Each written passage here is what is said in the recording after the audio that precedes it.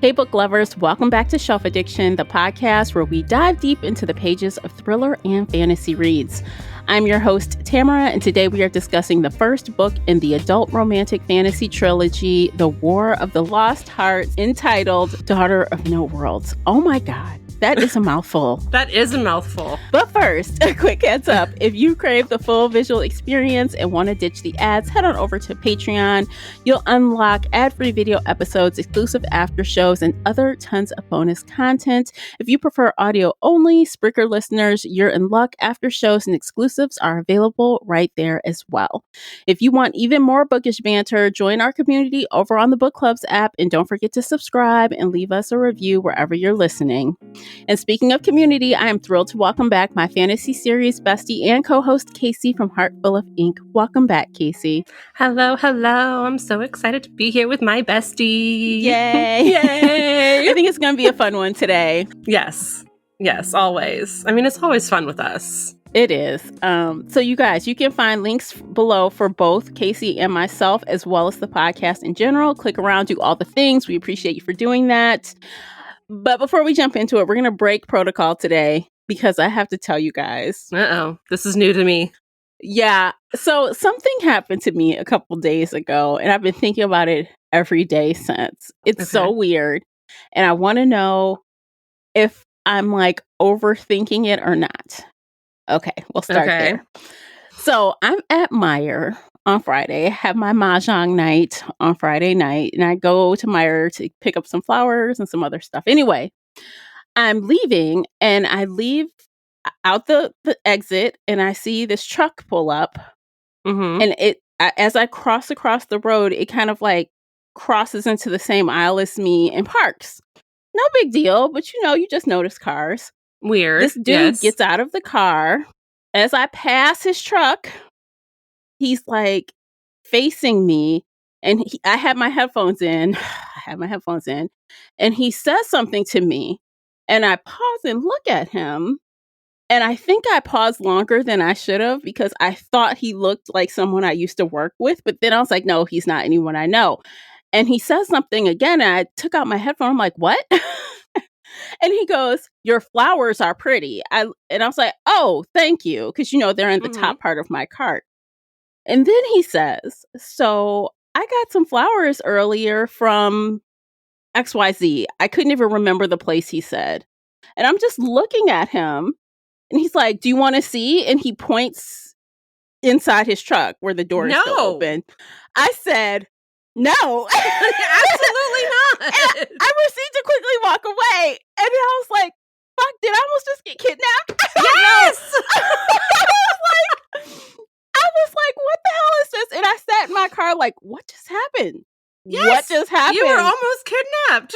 That's human trafficking. Oh my God. I'm like, do I look like a 12-year-old? Let me go look at the flowers in your truck. What? Oh my God.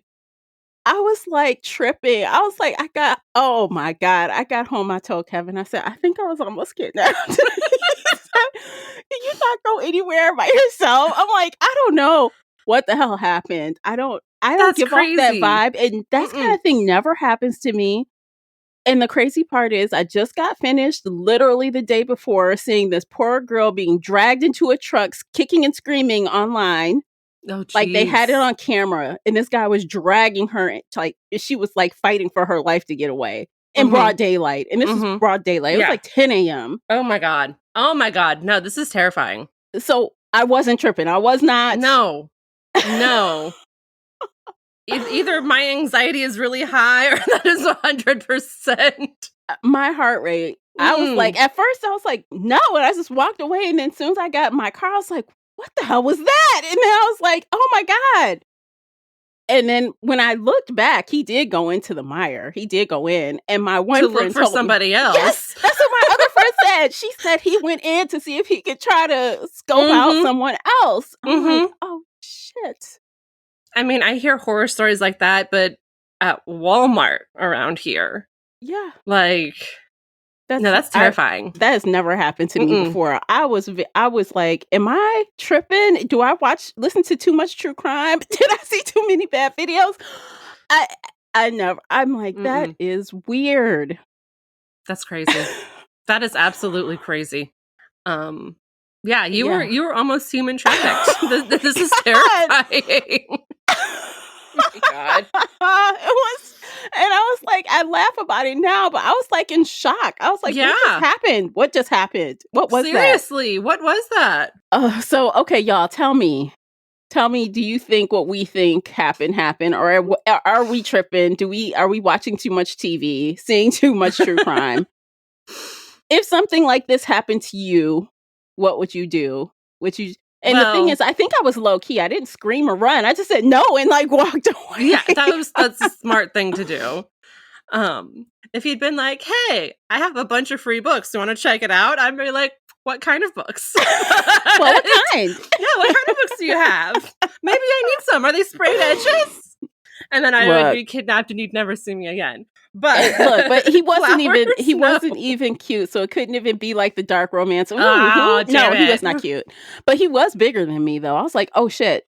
Yeah. He got bigger than me. Oh, it got me fucked up. Oh my God. I mean, you either have to laugh or cry. Yeah. Yeah. At this point, you have to laugh or cry. And yeah, we're that's my story time. So I'm like, what the hell? And then this morning, so I'm like, this must be the weekend for randos to talk to me in the parking lot. Because this morning, as I'm leaving the gym, another dude in a truck, I see him get out of his truck and I'm walking toward my car and we're walking opposite directions and he starts to slow down. I'm like, oh my God, is he going to say something to me? And I think he was seeing if I was getting into the car that I was getting into. And I was. And then as soon as I touched my door handle, he says, excuse me, can I ask you a question about your car? I'm like, oh, Jesus Christ. No. And so I answered two of his questions and then I kind of gave him this look and he's like, oh, I'm sorry to, interrupt. I said, okay, have a good one. And I leave because I'm like, I'm not a salesperson for this fucking car. I barely can stand it anymore. I was trying not to, I'm like, I have not been asked about this car in like over a year. Yeah. Don't ask me about this fucking car. I swear to God. Yeah. Because I'll go off, if you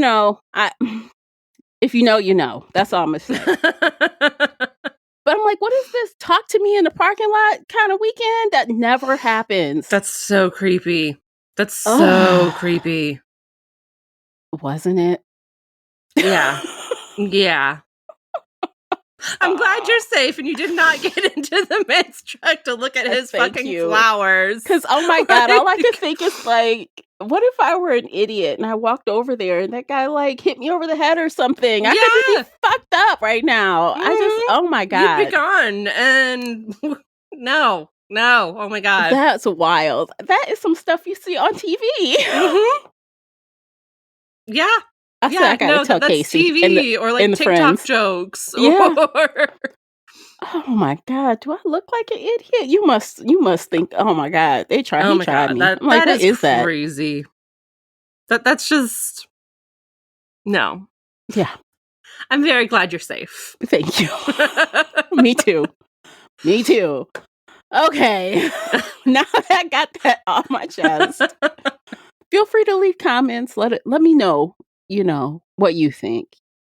This is a great time for you to get some things off your chest too if you've been approached in a crazy way, because that was crazy. All right, so let's jump into today's topic. Yay! But before we begin, as always with book chats, I want to remind you that we discuss full spoilers here, so spoiler alert, you have been warned. Today we are discussing Daughter of No Worlds, written by Carissa Broadbent. The audiobook is narrated by Esther Wayne and Dan Cowley. First published January 7th, 2020 by Carissa Broadbent, and later the audiobook was published by Tandora Audio. The ebook is 520 pages. The unabridged audio is 15 hours and 32 minutes. Casey, would you kindly share the synopsis? Before I do, how do we pronounce her name? Oh, what is the real pronunciation? Let me look at the spelling again because I just got finished listening to her name. Tisana. There we go. Tisana, okay. Yeah. A former slave fighting for justice, a reclusive warrior who no longer believes it exists, and a dark magic that will entangle their fates. Ripped from a forgotten homeland as a child, Tasana learned how to survive with nothing but a sharp wit and a touch of magic. But the night she tries to buy her freedom, she barely escapes with her life. Desperate to save the best friend she left behind, Tasana journeys to the Orders, the most powerful organizations of magic wielders in the world. But to join their ranks, she must complete an apprenticeship with Max. How do we say his name? Honestly, the couple of times they said his whole name, I was like, to what? And now it's just like, I'm glad they said Max. So, to Max, a handsome and reclusive fire wielder who despises the Orders. The Order's intentions are cryptic, and Tasana must prove herself under the threat of looming war. But even more dangerous are her growing feelings for Max. The bloody past he wants to forget may be the key to her future, or the downfall to both of them. But Tasana will stop at nothing to save those she's abandoned, even if it means gambling in the Order's deadly games, even if it means sacrificing her heart, even if it means wielding death itself. So, yay. So I do want to say, I did take a stab at his name. I think it's Max Antarius. Max Antarius, that sounds right. It's just too much. It's just too much. His name is Max. Yeah. We're just sticking with Max. Yes, we are. Okay, high level, as we do. What did you think? I don't know. I have very mixed feelings about this book. Really? Yeah, I can't really decide how I feel. Okay, I didn't expect that.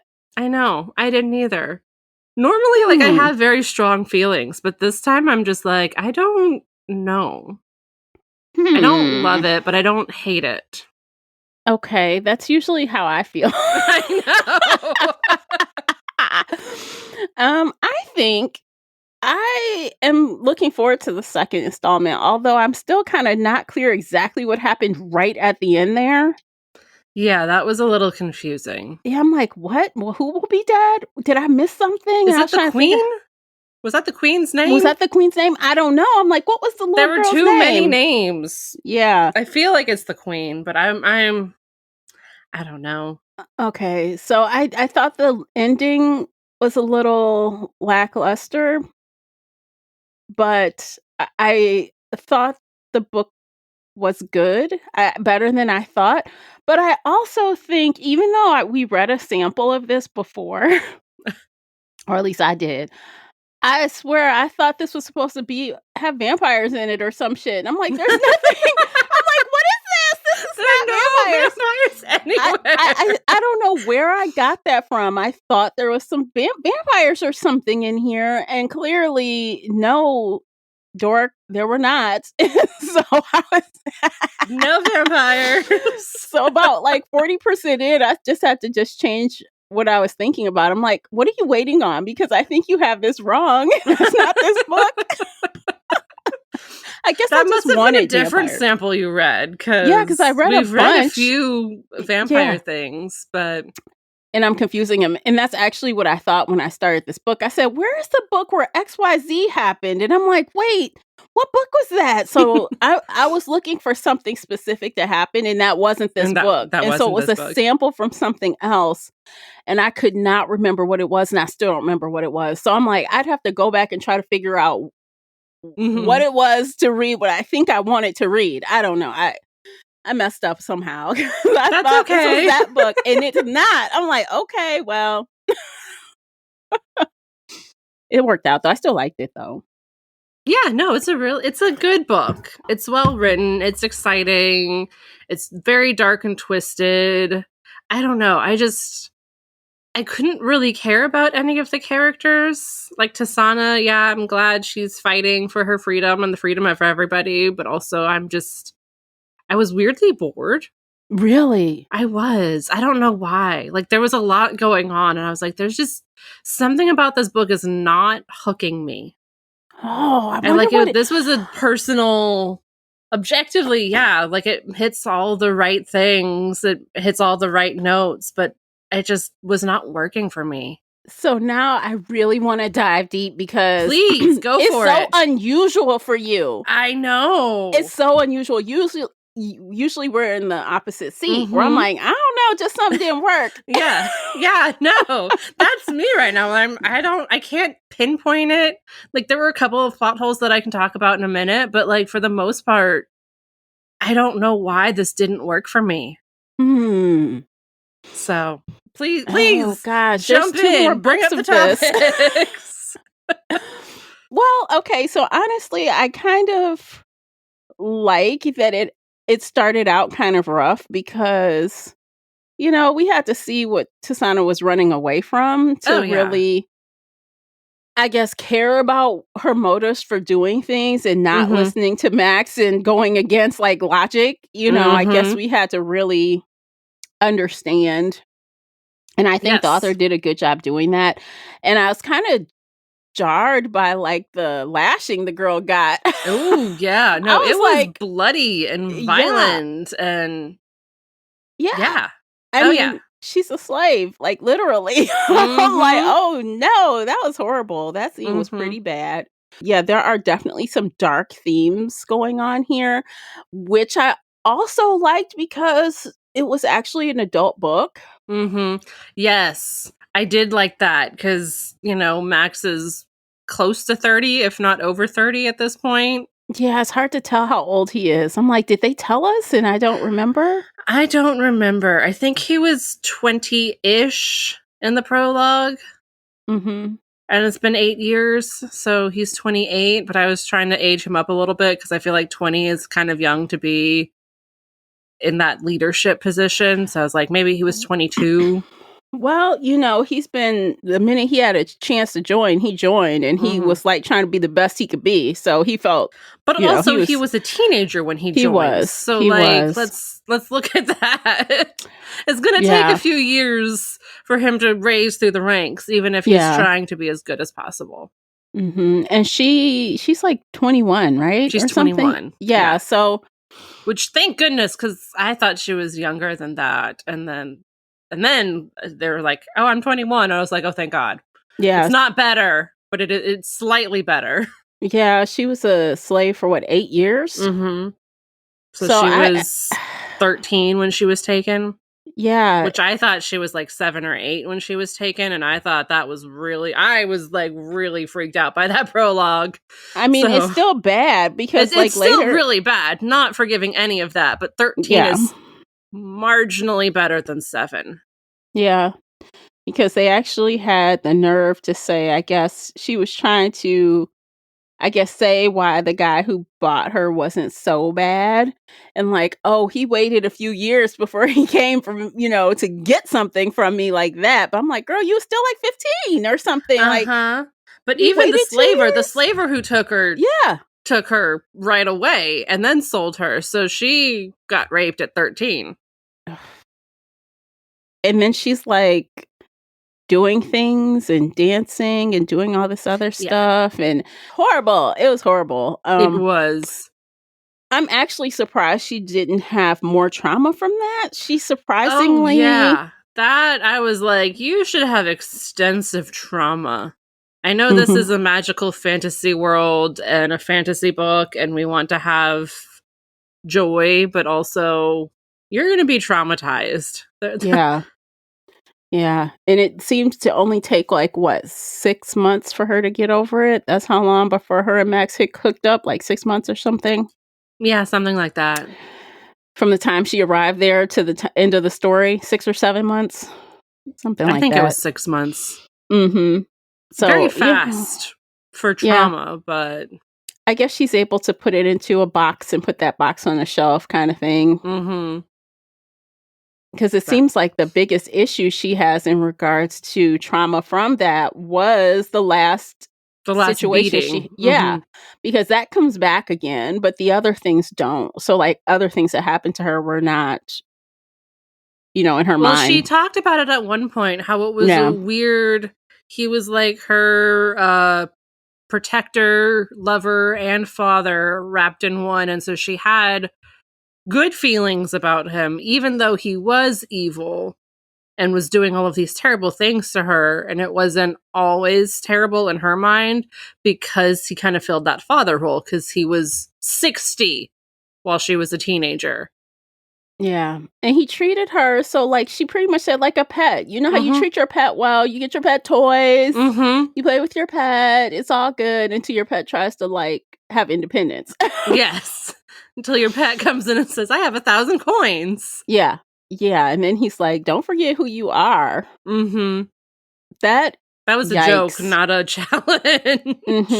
So she did this the first time. You know, she tried to buy her freedom, and it was like, ah, ha, ha. He laughed it off. It was like, nah, girl, you're going to need 1,000 gold coins or whatever, not 50.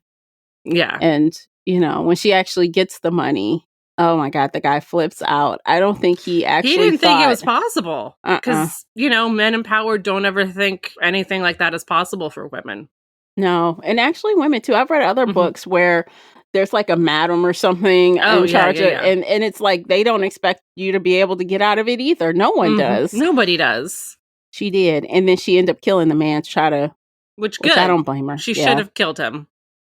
She should have did it sooner too, before she got all those things on her back, because honestly, so she made this long trip, and I didn't realize the trip was so long, but she's like bleeding and like getting infections. She made this long trip all the way to, what was the name of the orders? The orders door. I don't know what land they were in. I can't remember. But she gets all the way there, and she's like asking for her quote-unquote friend. Yeah, I don't know. What's his name? I keep forgetting the names. There are too many names. I don't remember anybody's names. Okay, so this guy who had been seeing her, like, kind of grow up in captivity, who tells her about the order and kind of encourages her, if you can make your way there, hey, sure, you're fragmented, but they'll take you. She thinks she's going to, like, get this help, and then we find out this guy's, like, in charge. He's like the ruler. And could have gotten her out years ago, but didn't want to. What does that say about him? You just left her there, which Max gets very angry about. As he should. She should be mad about that too. Yeah, so she goes, she makes her way there. She is like almost on death's door. They do heal her, but she's almost gone. And then she starts her journey. You know, she is insistent to join the order. She wants to take people back there and free the slaves. And she's got no time to waste. They're like, oh, wait, people start training here when they're like 10. you're way old. Too old. You're old. That was funny. Yeah. Like, there were little bits of this story that I did enjoy. And, like, that was really funny, where they're like, yeah, no, you're really old. And then, you know, she meets the friend and his little guy who's, like, 12. And she's like, yes, no, I have to train with the 12-year-olds. Yeah, Sumerian, I think his name is. So he's like the healer friend, and who's training this little kid that's so clumsy, and he's just breaking stuff all over Max's house. He's like, he can't come in. He's got to stay outside. Honestly, I thought it was hilarious that it was finally like a 12-year-old boy who's clumsy, because it's always girls who are clumsy everywhere all the time, but now it's like, okay, no, it's a little boy who's clumsy. Thank goodness for swapping gender roles here. Yeah, that was actually good. And he this little kid is cute, and like obviously he's gonna be in the books again later. We know this. I feel like he's gonna be around growing up. I think there's gonna be a time jump, if I have to guess. I hope so. Yeah, but yeah, I liked the training stuff with Max. I liked that the training was intense. Yeah. But didn't take up the whole book. Yeah. So remember when we were talking about Shield and Sparrow? I think that's it. How we were like, or at least I was like, yay, she's training because she was weak before. And like, this is realistic and legitimate. But it took the whole damn book for her to like get anywhere with it. And that was really boring. Thankfully here, no, it is 6 months of training. It's realistic, and it wasn't too boring. Like, there was enough other external stuff going on that it wasn't terrible. Yeah. Like, they had that little side quest they went on when her training wasn't even done yet. She hadn't even taken her test. Mm-hmm. She got to show her power, do some things, and she hadn't even taken her test yet at that point. So there were some things that kind of moved forward with that instead of like we're doing the same thing, making butterflies day in and day out. Yes. No, if she was making butterflies the whole time, I would have hated this book more. But it was an interesting balance of like, okay, let's test this skill. Let's work on this skill. The one night where she was like, I'm going to do this until I can't do this. And he was like, okay, I'll stay with you. And then even he was like, no, I'm going to bed. Good night. Yeah. She does stuff and she wants to keep going until like she passes out basically. And he's like, nah, you need to sleep. You need rest. I'm done. I'm tapping out.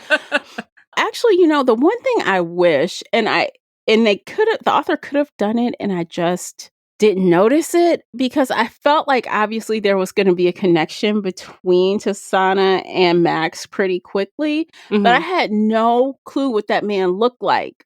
No clue. And I'm like, okay, so I guess at the age based on what they said, but we obviously know what she looks like because they're always telling us what she looks like because, what a fragmented They said he had person. dark hair in that first interaction, and that was pretty much it. Okay, so I just imagined a man with black hair the whole time. That's fair, but I just couldn't in the beginning, I was like, is he old or not? I couldn't tell. Yeah, no, it first. was hard to tell. Yeah, I don't know. I just wish there was more description of him, especially because literally I checked the marker. It was like 56%.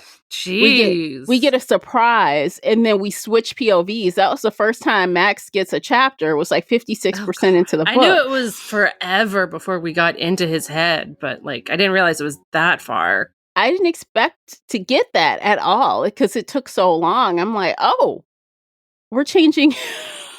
I know. Usually it's alternating chapters, but obviously like the beginning was so dedicated to her. And then when she was training with him, I was like, okay, this would be the time to start getting into his point of view. And she didn't. So yeah, that's why I was surprised it took so long. Yeah. Once it did switch, I think that kicked up my engagement a little more. Especially with the audiobook because the voice changes. We get a male narrator, which I like.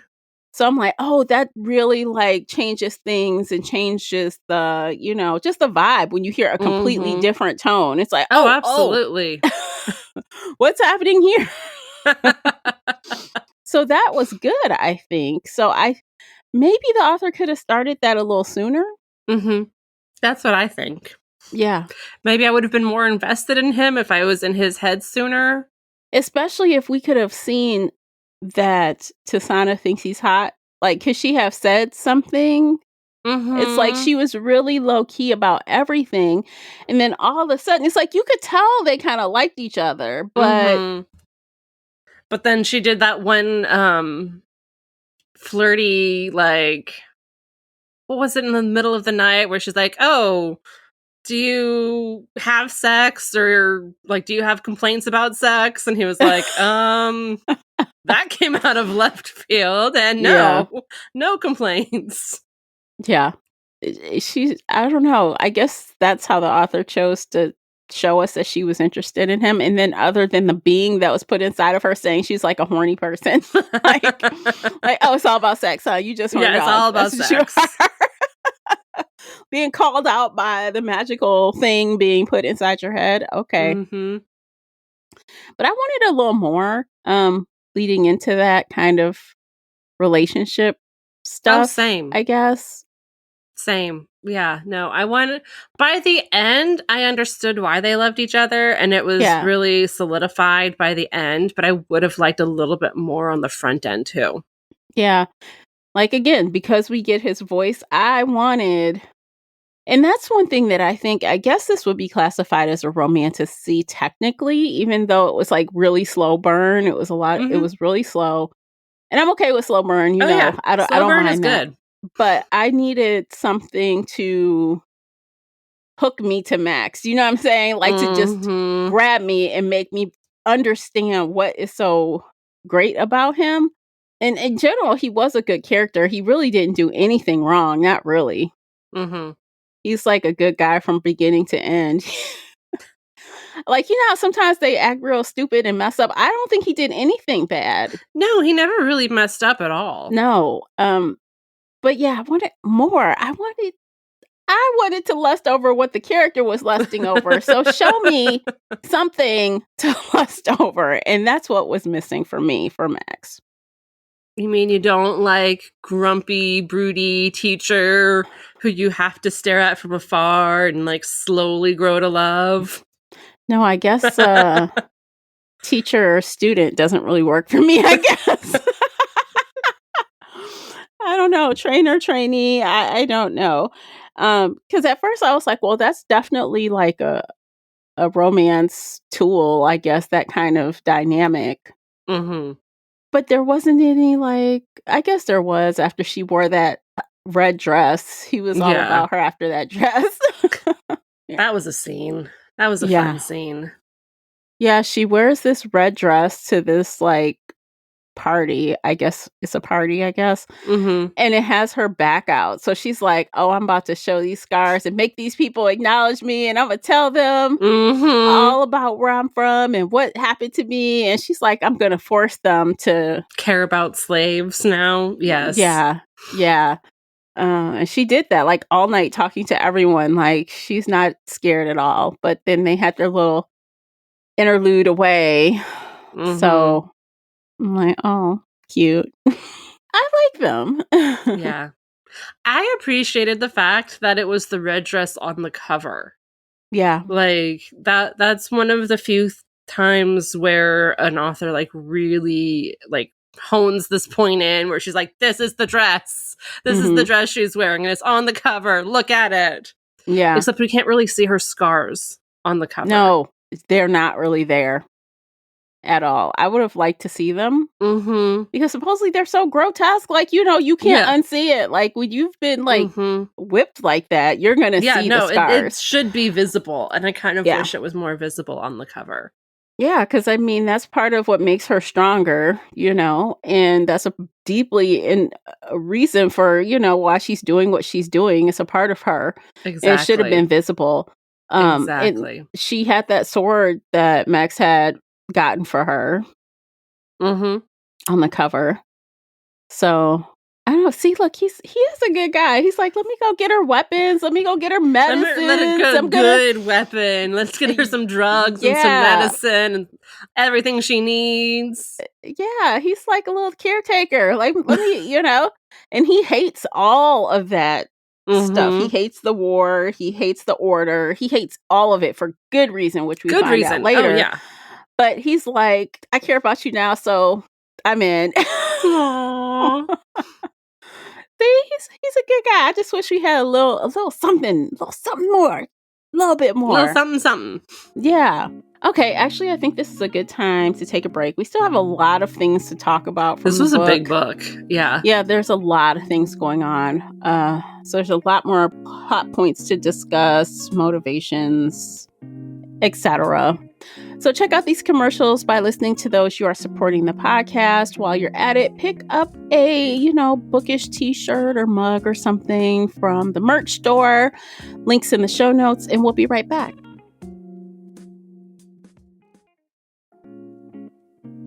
Okay, welcome back. Yay! How about you tell me something that you did not like? Okay, so here's... I don't remember anybody's name, so please forgive me. When they bring the guard back for the first time, I want to say his name is not Gus, but that is the name in my brain. He was the one who like let her escape at the very beginning, and then they rescue him and they bring him in, and like his nose had been chopped off, his face had been grotesquely chopped up, like he was tortured mutilated forever, horribly. He was rightfully angry, and he was like, I sang like a canary. I named you. I named your best friend. I said everything. Like, I sang like a canary. I gave them the truth. Y'all are fucked. And then we get to her best friend at the very end. And he was like, yeah, no, nothing happened. I've just been doing the same old thing. Yeah, I was just a soldier. Nobody tortured me. Nobody questioned me. Nothing happened. Yeah, that doesn't link and up. I was like, they should have tortured him a little bit. Yeah, that's strange. Like, I wonder if the author forgot that she had the one guy say that he sang like a canary. Mm-hmm. Or if she just didn't. I don't know. Like, that was a big know what? I didn't plot even hole think for of that, me. but you're right. Because her Like, friend there's a should clear have plot hole there. been questioned, tortured, possibly, thrown into prison for a while, but he just got to keep doing his duties. He went to war. Like, it was terrible for him, but it was normal terrible, not torture, lose your nose terrible. Yeah, he should have had something taken from him. Something bad should have happened to him. Mm-hmm. He should have lost his rank. He should have had his nose chopped off. Something. And then, like, the healers could have healed him here the way they healed the other guy. Like, it could have been bad, but healed. But it just wasn't. And I don't know. I expected him to be part of a trap, or they like bait the friend and be like, hey, come get your friend. And then, but no, none of that happened. He was just, standing in the corner, like, still a soldier. Yeah. And I don't know. That was just like the biggest plot hole to me. Yeah. It is weird. And then it's like when they came back together, it was literally like sleepover. Mm-hmm. Yeah, we're just sleepover, we're laughing, we're giggling, everything's happy. And I was like, he should have been tortured. You guys should be, crying and holding each other and happy, but not like so that happy. Is odd. That was a thread that I was like, this needs to be fixed. She did do all the things to try to get back to him to save him because he put himself out there for her, which I like that. But I agree with you. There should have been something bad that happened to him for her to feel. Because he was the soldier on duty who was supposed to be protecting his master when his master got murdered. Yeah. So, like, he wasn't questioned at all. He wasn't tortured at all. He didn't have his nose chopped off at all. Like that, no, bad shit should have happened to him. I still don't quite understand how they assume that she murdered him. So I know it's just time. It must just be the timing because there was money in there. Yeah. She did pay him off. Oh. Who's to say he wasn't murdered after? They didn't really. Not until she started using her magic there at the end. Okay. Because, like, when she was with the one-eyed son, he was like, it's not possible for you to do it. It must have been somebody else. But also, I was just using it as an excuse to kill everybody. But also, you're just a little whore. Oh, because, misogyny. Oh, God, not the whore. I was like, not what? The whore. I said, what the? That was interesting. But yeah, I don't know. It seemed like she was running because she thought she was going to get caught. But I'm like, they didn't even. But also, like, it was her time to escape. She could have stayed and then, maybe the son would have come and not honored his dad's whatever. The promise of, like, I paid you 1,000, like, get gone. So no, I feel like hers was just like, this is the timing to escape and get gone now. And that's why she left. Not necessarily because people would have known she killed him immediately. Okay. If she had stayed, they might have put it together because she had magic. But otherwise, that's my theory. Okay. That makes sense. I don't know. I was just like, I guess I was kind of unsatisfied with that as well. Yeah, no, it was definitely unsatisfying. Yeah. Okay, what other issues that make this meh for you, or that you don't know how you feel about it? I understand why she wanted to save everybody, and she's like, I can't be selfish. I need to do this. I need to do that. But at the same time, I kept thinking, they're all dead. Like, your mother's definitely dead. Everybody from your hometown is dead. Your friend is probably being tortured. I was wrong, but I was like, he's probably being tortured and or murdered because, you know, these are bad guys. They're going to kill him. It just, yes, she needed to save people, but at the same time, like, realistically, they're dead. So why are you pushing yourself? And again, you have to be here for 6 months before you can go back. And the blood pact that she made, I did not understand why they bent so easily to everything she said. They're just like, oh yeah, you want this? Done. We're writing it down. You want this? Done. We're writing it down. And I was like, why? That doesn't make sense to me.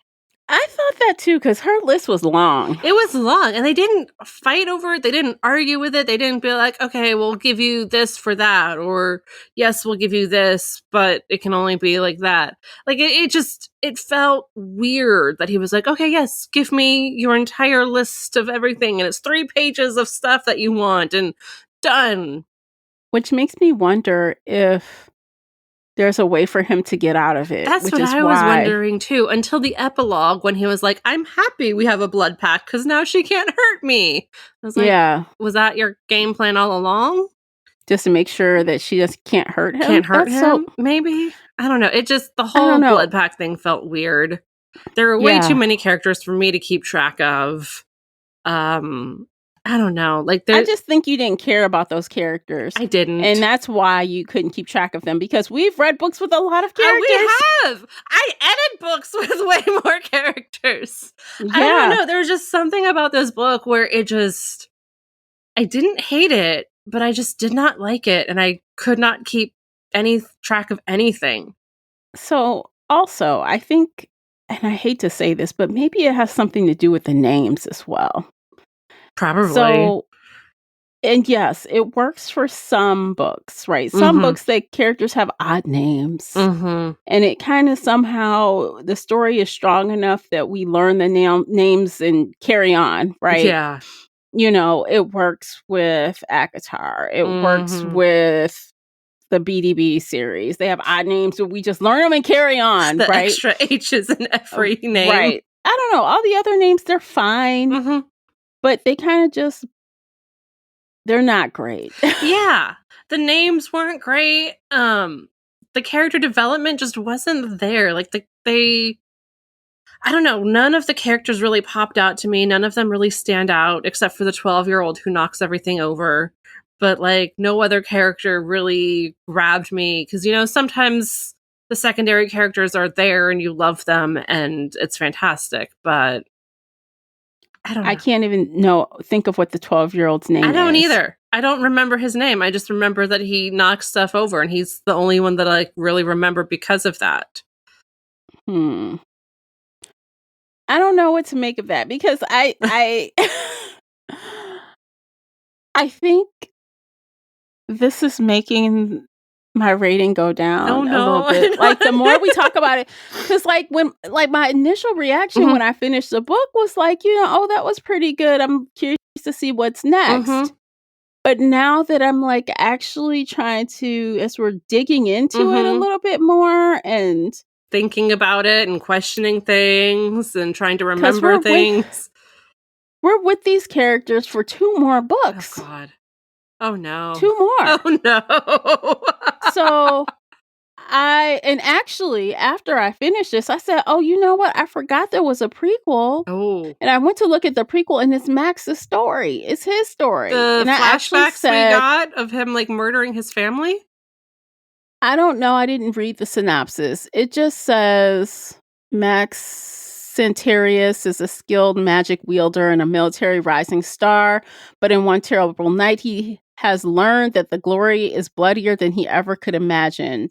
Blah, blah, blah. So this might just be him dealing with the entity as Probably, well. But also I feel like I got enough of that in the book with the flashbacks, like with the prologue we saw that night happen, with the flashbacks and, you know, the memory of her watching him kill his family and all of that. Like, I don't want to see that again.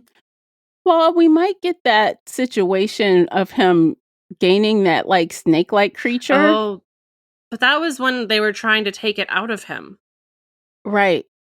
That's a part of his story, That though. is true. Before she gets there, that's still a part of his pre-story. I don't know. I'm not invested enough to want to read I don't know. it. Somebody tell me if it's worth it. Yeah, I was curious about it, but now I'm not as much. I don't know. I feel like overall I still think it's good, but it's not perfect. Yeah, no. It's not close. And no book ever it is needs perfect, a lot of, but it's but just... it still needs some work though. Yeah. I don't know. And I wonder if that's like, with the naming and stuff, I wonder if that's just because people think that sometimes when you're in a fantasy with a made up world, you have to go for these, extravagant kind of different names. Oh, yes, they absolutely think that. Yeah, so the lands have different names, the people have different names.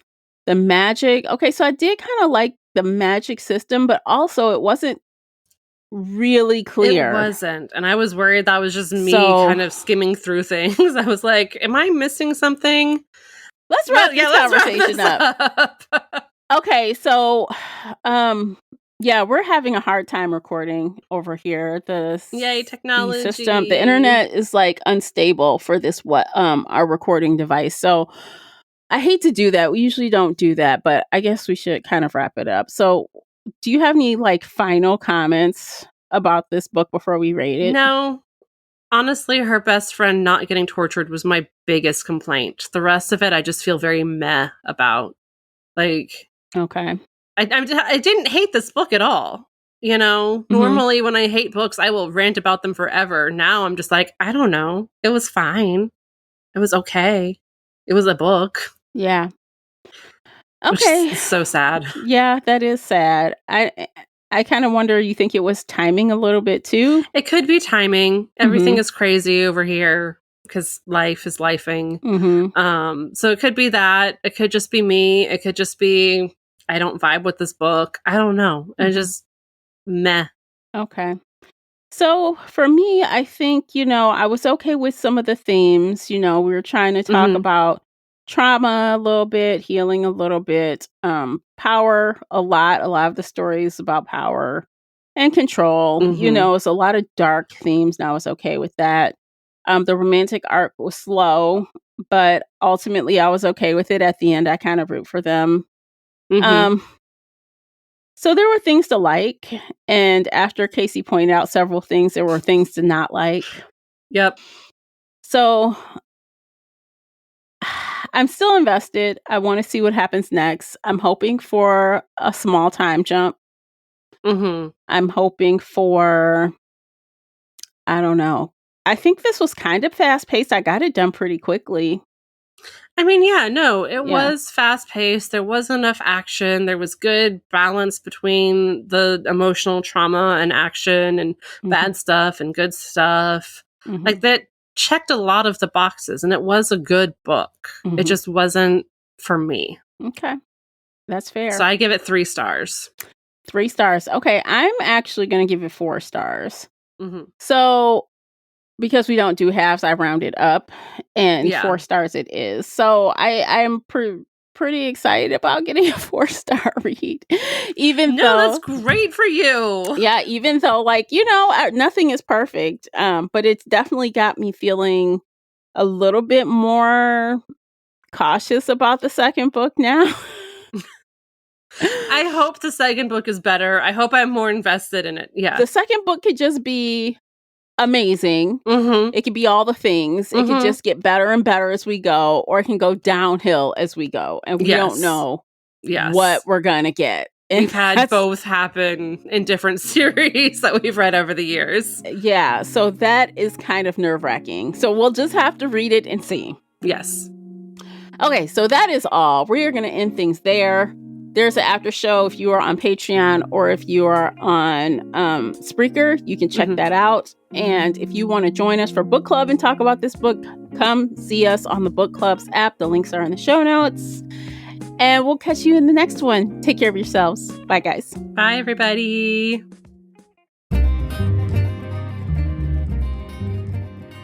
Did you enjoy today's episode? If so, please head over to Apple Podcast or Spotify and leave a positive 5-star review.